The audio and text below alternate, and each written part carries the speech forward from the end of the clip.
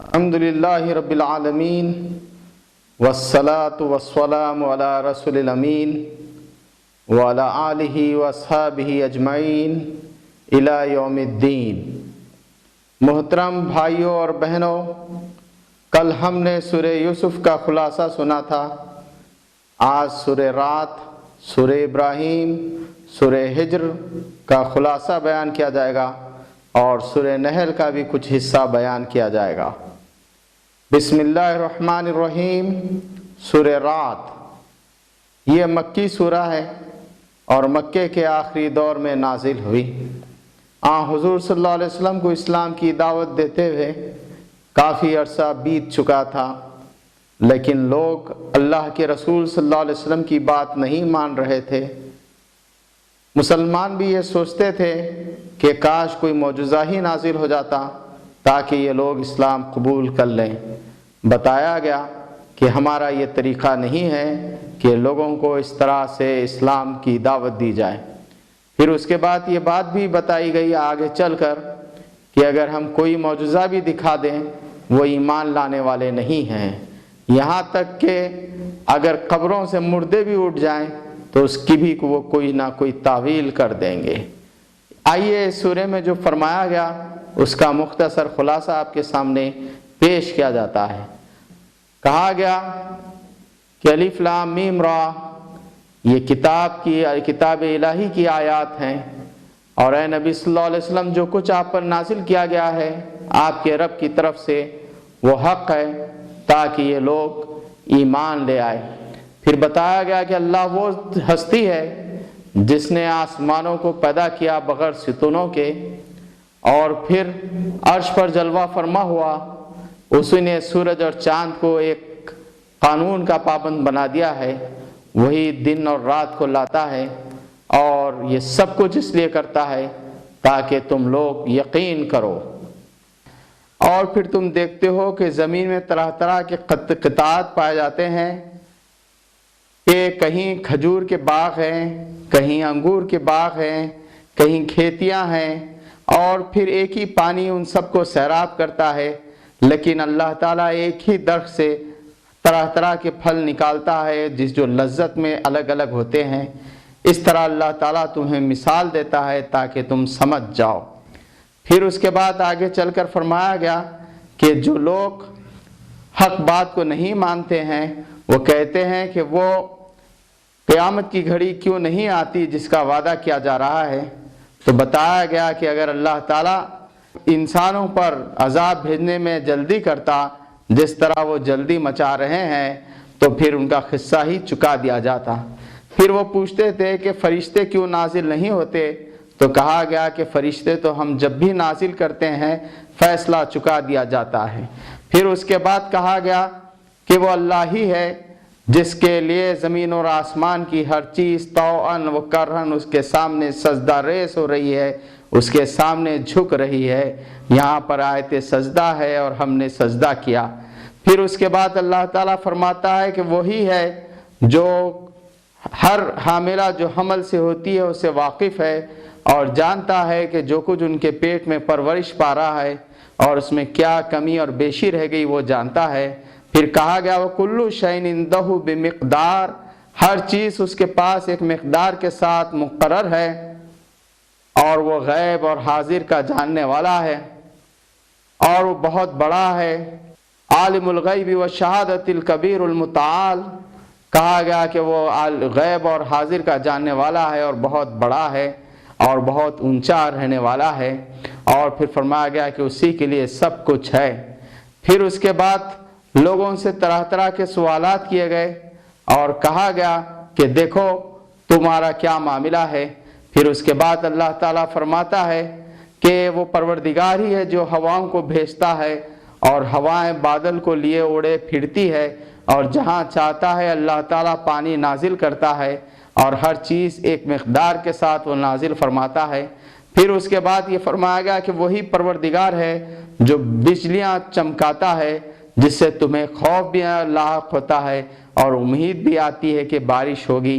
پھر اس کے بعد فرمایا گیا کہ بادل کی گرج اور کڑک ایسی ہوتی ہے جسے دیکھ کر تم ڈرتے بھی ہو اور پھر ایسا بھی ہوتا ہے کہ پروردگار عین اس وقت بجلی کو گرا دیتا ہے جب لوگ اللہ کے تعلق سے جھگڑا کر رہے ہیں۔ پھر کہا گیا اگر تعجب کرنا ہے تو تعجب کے قابل تو یہ بات ہے کہ لوگ کہتے ہیں کہ کیا پھر ہمیں مر کر زندہ کیا جائے گا؟ کہو یقیناً اللہ ہر چیز پر قادر ہے، اس کے لیے تو بس یہ بات ہے کہ وہ کوئی بات کے کرنے کا حکم دیتا ہے کہ وہ کام ہو جا اور ہو جاتا ہے۔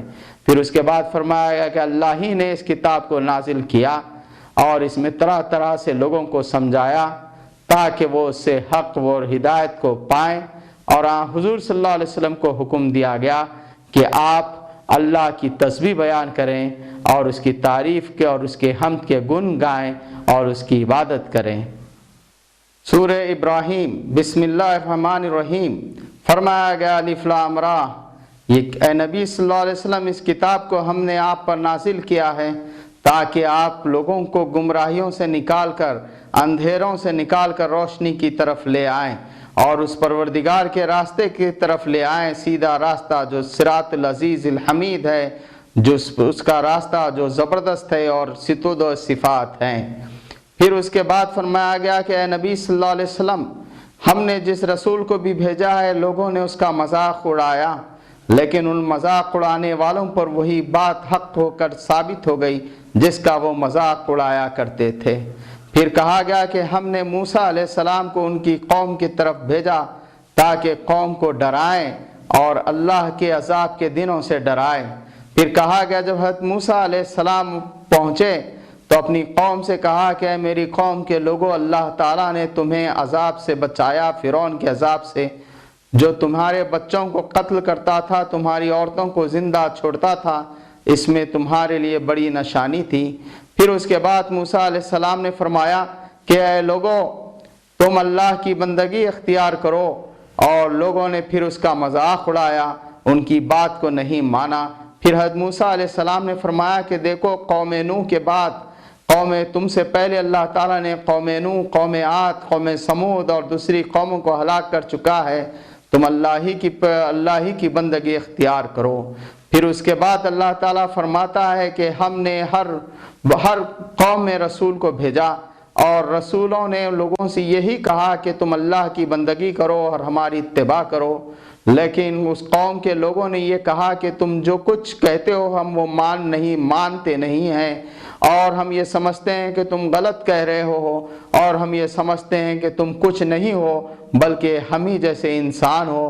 رسول نے کہا کہ بے شک ہم تمہاری جیسے انسان ہیں، لیکن اللہ تعالیٰ جس پر فضل کرتا ہے، احسان کرتا ہے، وہ جو جس پر چاہتا ہے کرتا ہے، اس نے ہمیں رسول بنایا اور ہم پر وحی نازل کی۔ پھر اس کے بعد ان لوگوں نے کہا کہ ہم تمہاری بات کو ماننے والے نہیں ہیں۔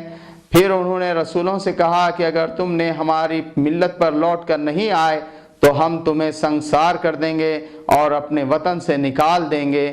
رسولوں نے کہا کہ تم اللہ کی بات پر شک کر رہے ہو جو کہ فاطر السماوات والارض ہے، زمین اور آسمانوں کا پیدا کرنے والا ہے، تو ہم صبر کریں گے، تمہیں جو کچھ ہم پر ظلم کرنا ہے کر لو۔ پھر اس کے بعد اللہ تعالیٰ نے فرمایا کہ ہم نے رسولوں کی مدد کی اور ان لوگوں کو بچا لیا جو ان پر ایمان لائے تھے، اور ان لوگوں پر عذاب بھیج دیا جو رسولوں کی تکذیب کر رہے تھے۔ اسی طرح نبی صلی اللہ علیہ وسلم ہم نے آپ کو بھی ان لوگوں کے درمیان گواہ بنا کر بھیجا ہے، اور اس کتاب کو ہم نے نازل کیا ہے، اور ہم یہ دیکھنا چاہتے ہیں کہ کون ہدایت پر چلتا ہے۔ پھر اس سورہ میں آپ دیکھیں گے کلمہ طیبہ کی مثال دی گئی کہ بہترین کلمہ طیبہ لا الہ الا اللہ جو ہم کہتے ہیں، تو فرمایا گیا کہ کلمہ طیبہ کی مثال ایسی ہے جیسے کہ ایک اچھی ذات کا درخت ہے جس کی جڑیں بہت اندر تک گہری مضبوط جمی ہوئی ہیں اور جس کی شاخیں آسمانوں پر پھیلی ہوئی ہے، ہر آن وہ اللہ کے اذن سے پھل دیتا ہے، اور اللہ تعالیٰ جس کو قرار اور ثبات عطا فرماتا ہے۔ فرمایا گیا اس طرح اللہ نے مثالیں بیان کرتا ہے تاکہ لوگ اسے سبق لیں۔ پھر فرمایا گیا کہ کلمہ خبیثہ کی مثال ایسی ہے جیسے ایک بدذات درخت ہو جس کی جڑیں بہت نیچے زیادہ گہری نہ ہوں اور ذرا سی ہوا سے وہ اکھڑ جائے، اس طرح اللہ تعالیٰ نے کلمہ طیبہ اور کلمہ خبیثہ کی مثال کو بیان کیا۔ اسی طرح آگے یہ بات گزری ہے کہ اللہ تعالیٰ نے ہر قوم میں ایک رسول کو بھیجا اور اس رسول کی زبان میں اللہ تعالیٰ نے کتاب نازل کی تاکہ لوگ اس سے ہدایت حاصل کریں۔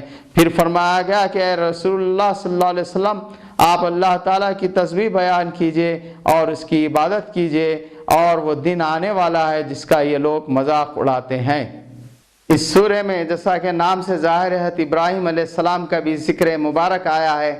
آپ نے کہا میں نے اپنی اولاد کے ایک حصے کو تیرے گھر کی طرف بسایا ہوں، وادی غیر ذی زرع میں، جہاں کوئی پانی نہیں ملتا اور نہ کچھ اگتا ہے، اس لیے پروردگار تاکہ اس گھر میں لوگ نماز کو قائم کریں، تو اس گھر کا لوگوں کو مشتاق بنا۔ پروردگار مجھے اور میرے بچوں کو بتوں کی گندگی سے بچا، ان بتوں نے بہت سارے انسانوں کو گمراہ کیا ہے۔ اور پس منظر میں یہ رہے کہ مشرکین عرب اس وقت بت پرستی کرتے تھے، تو فرمایا گیا پروردگار انہیں تو اچھا پھل دے، پھل کھلا تاکہ یہ تیرا شکر ادا کریں۔ پھر فرمایا کہ پروردگار کا شکر ہے کہ اس نے مجھے بڑھاپے میں اسماعیل و اسحاق علیہ السلام جیسی اولادیں عطا فرمائی، اور یہ اس کا شکر ہے۔ پھر آگے چل کر یہ فرمایا گیا کہ اے نبی صلی اللہ علیہ وسلم، یہ کتاب کو ہم نے نازل کیا ہے تاکہ آپ اس کو لوگوں تک پہنچا دیں کہ ان کا الہ صرف ایک ہے، اسی الہ کی وہ عبادت کریں اور اس کے سوائے کسی کی عبادت نہ کریں۔ یقیناً اس میں نصیحت ہے ان لوگوں کے لیے جو اولو الالباب ہیں۔ بسم اللہ الرحمن الرحیم۔ سورہ ہجر۔ الف لام را، یہ اللہ کی کتاب ہے، اور فرمایا گیا کہ یہ وہ لوگ جو آج قیامت کا انکار کر رہے ہیں، اب عنقریب وہ وقت آنے والا ہے، وہ پچھتا کر کہیں گے کہ کاش ہم نے اس بات کو مانا ہوتا۔ پھر کہا گیا چھوڑو انہیں کھیلنے دو، انہیں مزے لوٹنے دو، پھر یہ سب لوٹ کر ہمارے ہی پاس آنے والے ہیں۔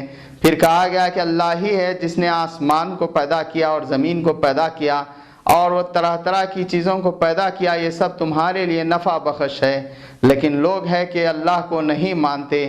پھر اس کے بعد آدم علیہ السلام کی تخلیق کا ذکر ہوا، کہا گیا کہ ہم نے انسان کو ایک سڑی ہوئی مٹی سے جو کھنکھناتی ہوئی ہے اس سے ہم نے پیدا کیا۔ پھر کہا کہ جب اللہ تعالیٰ نے انسان کو پیدا کیا تو پھر اس کو بنایا، پھر اس میں روح پھونکی اور فرشتوں کو حکم دیا کہ اس کو سجدہ کرے۔ فرشتوں نے سجدہ کیا سوائے ابلیس کے۔ پوچھا گیا کہ اے ابلیس، کس چیز نے تجھے سجدہ کرنے سے روکا اور سجدہ کرنے والوں میں شامل ہونے سے روکا؟ تو اس نے کہا کہ میرا یہ کام نہیں ہے کہ میں اس بشر کو سجدہ کروں جسے آپ نے سڑی ہوئی مٹی کے گارے سے پیدا کیا۔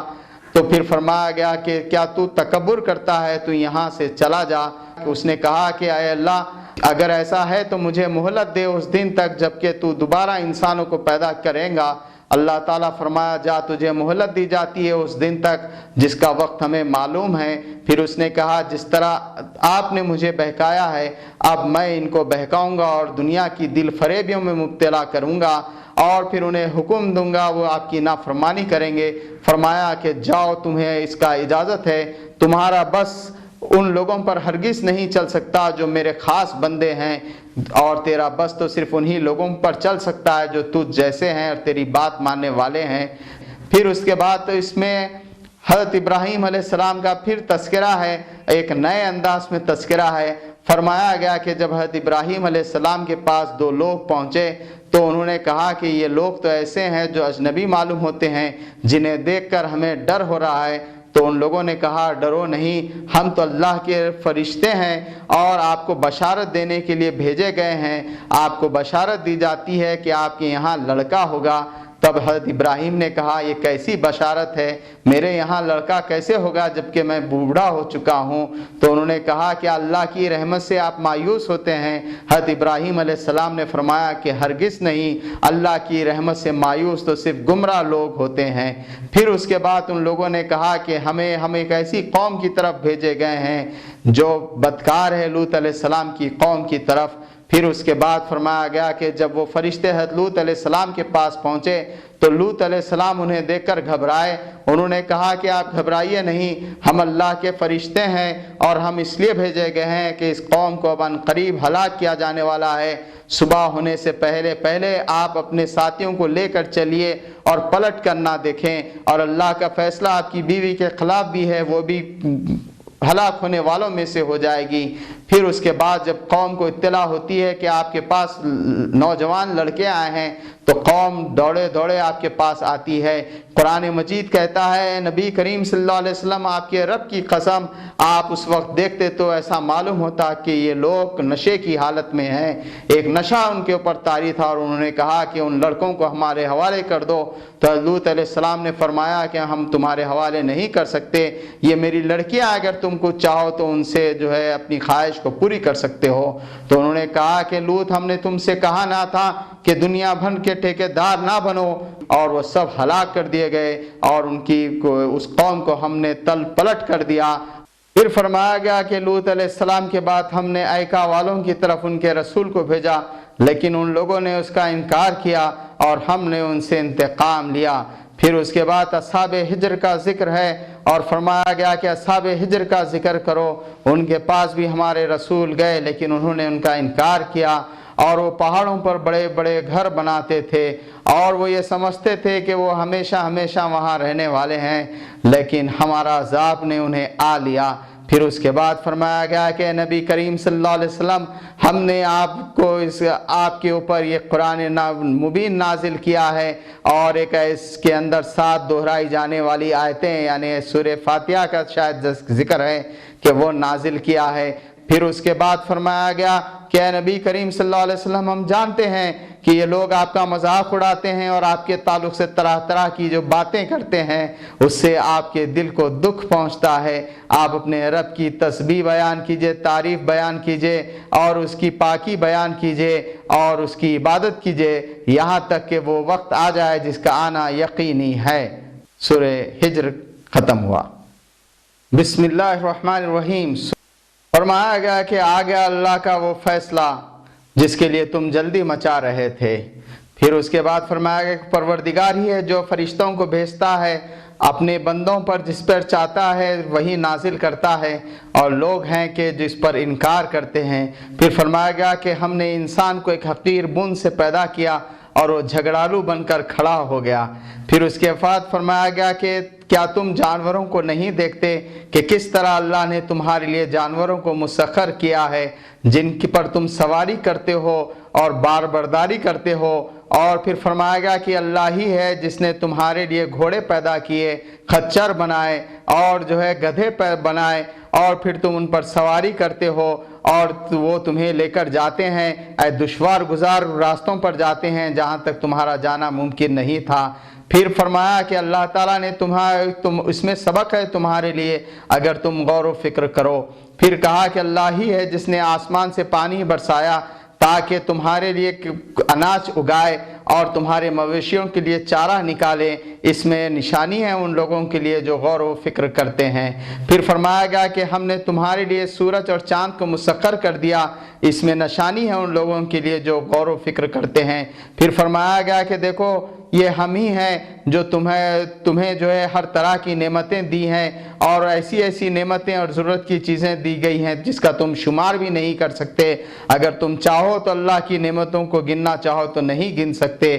پھر فرمایا گیا کہ اللہ ہی ہے جو تمہیں انعامات سے نوازتا ہے، اور جب تمہیں تکلیف میں تم مبتلا ہو جاتے ہو تو اس سے گڑ گڑا کر دعا کرتے ہو، اور جب اللہ تعالیٰ تمہیں اس تکلیف سے ہٹا دیتا ہے تو پھر تم اس کی ناشکری کرتے ہو اور نافرمانی کرتے ہو۔ یہ پرندوں میں نشانی ہے کہ کس طرح وہ پر پھیلائے ہوئے اڑتے ہیں، بس اللہ ہی انہیں تھامے ہوئے ہے۔ پھر کہا گیا کہ تمہارے لیے تمہارے مویشیوں میں بھی نشانی ہے کہ ہم تمہیں اس میں سے گوبر اور خون کے درمیان کی ایک چیز پلاتے ہیں، یعنی دودھ، جو لوگوں پینے والوں کے لیے بڑی لذت والی ہوتی ہے۔ پھر فرمایا گیا کہ اس میں نشانی ہے کہ کھجور اور انگور کے باغ ہم نے پیدا کیے، اور پھر اسی کے ذریعے سے تم اس کا عرق بھی نکالتے ہو اور اس میں سے کچھ ایسی چیز بھی بنا لیتے ہو جو کہ شراب ہے اور جو نشہ آور ہے، اور پھر اس طرح حلال چیز بھی تم کو اللہ تعالیٰ پلاتا ہے۔ پھر کہا گیا کہ اس میں نشانی ہے غور و فکر کرنے والوں کے لیے۔ پھر کہا گیا کہ دیکھو غور کرو کہ شہد کی مکھی کو اللہ نے حکم دیا کہ وہ پہاڑوں پر اور چھتوں پر اپنے چھتے بنائے، اور پھر حکم دیا کہ وہ رنگ برنگ کے پھول پر بیٹھے اور اس کا اس کا رس چوس کر لائے، اور پھر اس سے ہم تمہیں ایک چیز پلاتے ہیں جس میں شفا ہے، یعنی شہد ہے، اس میں نشانی ہے۔ پھر فرمایا گیا کہ دیکھو تمہارے لیے مویشیوں میں بھی نشانی ہے کہ ان کے لیے جمال کا بھی ایک پہلو ہے۔ جب تم کھیتی کو جاتے ہو تو کیسا خوش منظر ہوتا ہے، اور جب رات کو تم شام کو واپس آتے ہو تو اس میں بھی اس کے لیے ایک نشانی ہے۔ اس طرح اللہ تعالیٰ نے یہاں پر بہت سی باتیں بیان فرمائی اور کہا کہ اس میں تمہارے لیے نشانی ہے اور ان لوگوں کے لیے نشانی ہے جو سبق حاصل کرنا چاہتے ہیں۔ پھر فرمایا گیا کہ وہ اللہ ہی ہے جو تمہیں پیدا کیا اور پھر تمہیں موت دے گا اور تمہیں پھر دوبارہ زندہ اٹھائے گا۔ پھر اس کے بعد فرمایا گیا کہ وہ اللہ ہی ہے جس نے تمہیں بہت ساری چیزیں دی اور مال دیا، کسی کو بہت مال دیا، اور کیا تم میں سے کوئی ایسا ہے کہ اپنے مال کو اپنے غلاموں میں پھیر دیتا ہے تاکہ غلام بھی تمہارے برابر مال کے لحاظ سے برابر ہو جائے؟ ایسا نہیں کرتے۔ پھر اس کے بعد فرمایا گیا کہ اللہ ہی ہے جس نے تمہیں اولاد دی اور اولاد کے بعد اس کی اولاد دی، اولاد کی اولاد دی، اور تمہیں بیویاں عطا کی اور تمہیں اچھے کھانے دیے۔ پھر اس کے بعد آگے چل کر فرمایا گیا دیکھو اللہ مثال دیتا ہے دو لوگوں کی، ایک تو ہے آزاد اور خود مختار ہے اور اللہ نے اس کو بہترین رزق دیا ہے اور اللہ کی راہ میں وہ خرچ کرتا ہے چھپے اور کھلے، اور دوسرا وہ شخص ہے جو کوئی اپنے اوپر بھی اختیار نہیں رکھتا، غلام ہے اور پھر کوئی کام نہیں کر سکتا۔ کیا یہ دونوں لوگ برابر ہو سکتے ہیں؟ پھر فرمایا گیا کہ اللہ تعالیٰ تمہیں اور ایک مثال دیتا ہے، ایک شخص ہے گنگا اور بہرا اور غلام، اور کوئی اس کا آقا اس کو کہیں بھیجے تو وہ کوئی کام نہیں کر سکتا، اور دوسرا شخص وہ ہے جسے اللہ تعالیٰ نے بہت سا مال دیا ہے اور عقل سلیم دی ہے۔ کیا یہ دونوں لوگ ایک جیسے ہو سکتے ہیں؟ پھر فرمایا گیا ان سے پوچھو کیا ظلمات، اندھیرے اور روشنی ایک جیسے ہو سکتے ہیں؟ ہرگز نہیں ہو سکتے۔ فرمایا گیا کہ نبی صلی اللہ علیہ وسلم اس کتاب کو ہم نے آپ کے اوپر نازل کیا ہے، اور پھر فرمایا کہ نبی صلی اللہ علیہ وسلم آپ اللہ تعالیٰ ہر قوم سے ایک گواہ کو اٹھائیں گے اور ان لوگوں کے درمیان اللہ تعالیٰ آپ کو گواہ کی حیثیت سے اٹھا کھڑا کریں گا اور ان کے تعلق سے آپ کو گواہی دینی پڑے گی۔ کچھ حصہ جو باقی رہ گیا ہے سورہ نحل کا انشاءاللہ ہم وہ کل بیان کریں گے۔ وآخر دعوانا الحمدللہ رب العالمین۔